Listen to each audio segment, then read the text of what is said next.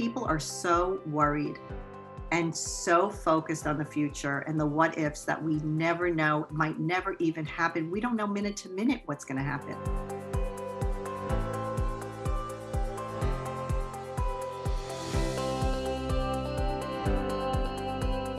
Well, Jill, thank you so much for being on Winning Wednesday. It's great to have a mental health expert on for Mental Health Awareness Month and a longtime friend of mine at this point. So thank you for being here.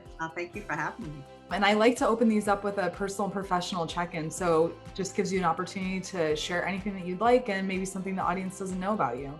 I'm a licensed social worker, but I work in private practice. I really care about my clients. So I try to help everybody. I really want to make a difference in everybody's life. And I know I can't always do that or control that, but I really try my hardest. Just because you brought it up, how do you deal with that? Because it can be kind of disappointing or frustrating, that kind of ultimately like lack of control, but it might manifest differently for different people. I work really hard, and I also tell my clients to do the same. I work really hard on really focusing on what I can't control, because there's so much that we can't control. So I really work on what I can. You know, whatever it is that they take away. And if they're still struggling, or that's okay. There's really no perfection here. It's okay. Yeah. And I think just being reminded that how you show up is okay. And I wanted to ask you, what you basically think of when you hear Mental Health Awareness Month. What does that look like for you from a mental health profession standpoint? I think that what happens is we hear mental health and people tend to go right to mental illness. There's so much depression and anxiety, or of course suicide, which is the extreme, and it's so sad. And but there's all kinds of things. It could just be a kid struggling with ADHD, or there are just different levels. The list could go on and on. But mental health is also the awareness of mental health, which is what's our good routine that we have, like to keep our mental health intact, exercise and drinking those 8 glasses of water a day that we see on, in every little blurb we read. And do we have a good bedtime routine? And are we reading a good book, going for a great walk with a friend, planting in the garden is therapy, So, do we have a good therapist even? Any way that we can get mental health is the key. So it's not just about, what's going on that's negative. It could be positive as well. And you gave a lot of really good examples about types of routines that we can have that would be considered healthy for us. What are some ways to kind of implement those habits if you don't already have a healthy habit routine? Just start your day the night before. Make a little routine, say it, write it down, say it in your head. Like, I'm going to start my day doing A, B, and C, and waking up and doing it. It's not always easy, but you try your best. I like the differentiator that you pointed out. When people hear mental health, they tend to assume mental illness. And there's a huge stigma even today around that. And even within your industry, I'm sure, for instance, with me, like I'll go to a regular doctor for something else. And because they've seen so many things much worse, they just are dismissive about my issues. And I'm like, but my issues are important to me too. So there's a whole spectrum there. What are some ways that you're seeing the shift move away from the stigma, or what are some things that we can do to reduce the stigma around mental illness and the association with mental health? The stigma has lifted quite a bit. There is so much anxiety in this world, starting with the younger generations, and more than we've ever seen before. Most people today are really open-minded because so many people are in therapy. We got hit with this pandemic, and that brought a whole nother level of anxiety and fear into the world. And everyone was running to therapy. We were all so busy because of it. It's really changed quite a bit. So the stigma has, I think, lifted, a lot. I don't think it's there as much as it used to be.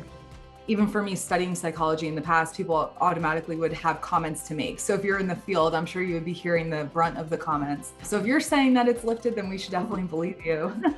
So I appreciate that. And I agree with you. I think it's great to talk to someone. So many people that's how they describe going to therapy. Hey, I talk to someone. I just get it off my chest, and it's kind of an unbiased outlet in your life where you maybe aren't burdening your friends and family with the same cycles of thought processes, right? Like we have these cyclical patterns in our minds that don't really go away. And some people might get bored about hearing the same things over and over. You did mention kind of our collective approach throughout this pandemic. It created an anxiety and a fear like no other. We had no idea what was going on. From the simplest of we're running out of toilet paper to, we're going to be working from home. It went dark one day and there was not a soul on the road.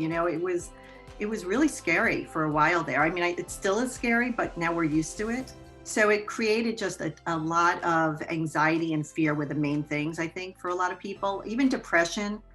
Even like the college age kids, they were graduating, they couldn't graduate, they were depressed, they couldn't go out and do their normal routine.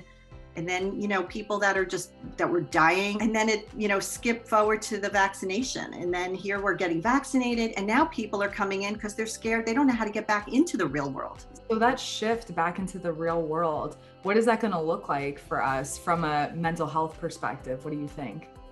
I think it's going to be like with everything else, there's going to be a lot of people who are just so easy, get into it easy and happy to be back and just forgetting about it, who just want to live their normal life. And then there's going to be people who struggle. In anxiety, there's social anxiety. And this for the social anxious person who likes to be home, those people were thrilled to be home. These people that suffer with this social anxiety the whole world was home, so they were comfortable.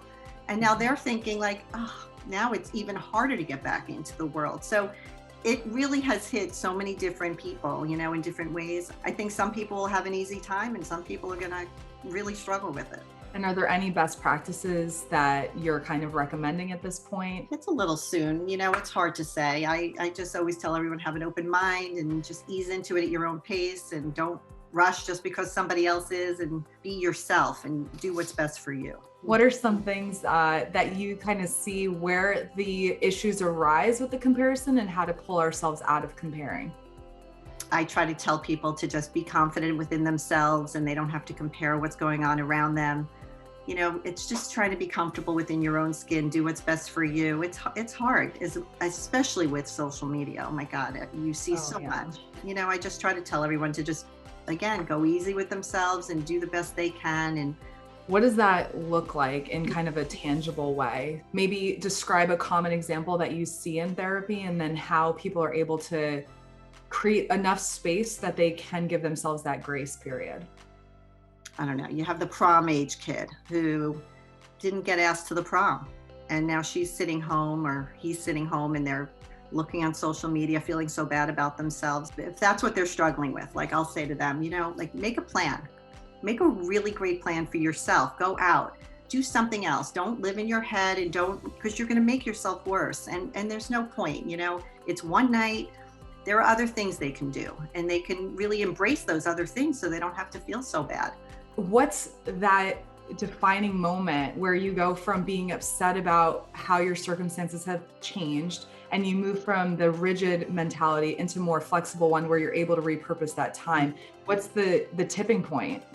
The truth is some people can't get to that shift where they are rigid and they can't make the shift, and others can work through it. They take deep breathing, they might take a brisk walk, they listen to music, do something, and then they make the shift. We're capable human beings and we can do this, and as long as you believe that, you can make the shift. And yeah, I guess it does come back to how you talk to yourself. So just so many people have brought up recently as well what they were kind of told as children, right? And these are limiting beliefs that we internalize. And then we learn about limiting beliefs and we're like, great, let me deconstruct that and relearn and reframe.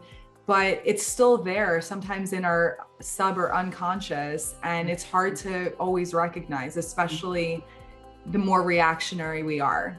How do we become less reactionary in instances like that? I don't know. It's the kid that grows up and the parent doesn't mean any harm at all. And they're, what do you mean you got that B-? Why didn't you get an A+? And then the kid goes in their room and they're like, oh, it's so stupid. My parents were the parent never said they were stupid. They just try to push them to do better, to, work harder and get that A+, strive for better, and then they grow up, I'm stupid. Then they don't do well in school. And at some point, maybe they turn to drugs. And now they're older and they're not doing well because they think they're stupid. No one ever said they were stupid.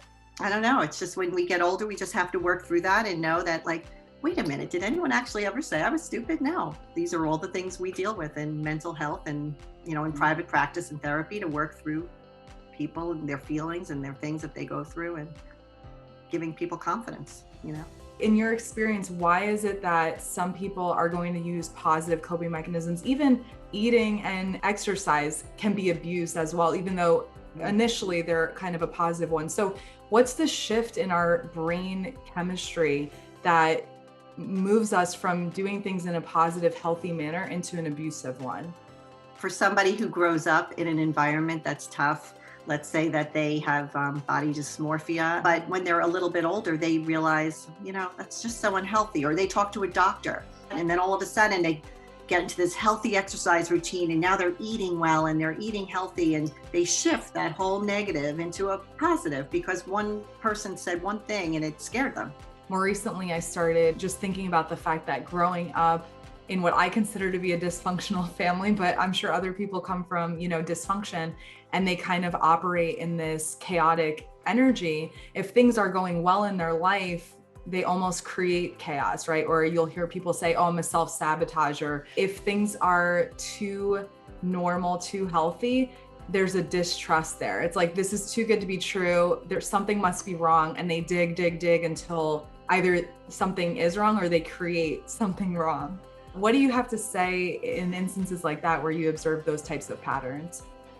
For the individual that does do that, they work through it. They figure it out that, they're like spinning their wheels, and they keep digging and digging, and they realize I'm going to accept myself for who I am. And a lot of times they find that with the right therapist, or they might do a lot of self-help books. If everyone could just come to a little bit of acceptance, this world would be a better place.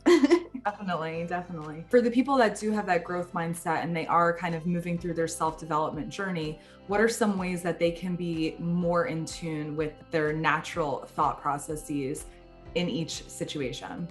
The person who wants to improve upon something in their life. Let's just say you're like, you want to do a Spartan race, but you're not even in shape. You don't even know the first thing about doing that. You need so much determination to do something like that. You want to stay really honest and true with yourself, and you want to build a good pattern of a routine and structure. You want to push through and have that real determination to get that done. So you wake up at 6 a.m. and you start that running, and you do your 5K in the morning, and maybe at night you do a different exercise routine, and whatever you have to do to get to that race, So that would be like a self-development kind of thing toward a goal of some kind. But then there's other kinds of self-development. Are you reacting too strong? Are you comparing yourself? Are you judgmental? Are you open-minded enough? There are just so many different angles of self-development. I always like the example with like Spartan, because that's something like you're setting a goal, you're being determined, you're learning a structure, how to do something, how to achieve it, and then you do it. And you're just so proud of yourself at the end because you don't have to win it and be the best, but you really feel good and in competition with yourself even. It's just about finishing. And what's really nice is the camaraderie on the hills or on the course, wherever you are. Finishing is an achievement in and of itself. So I think that's great.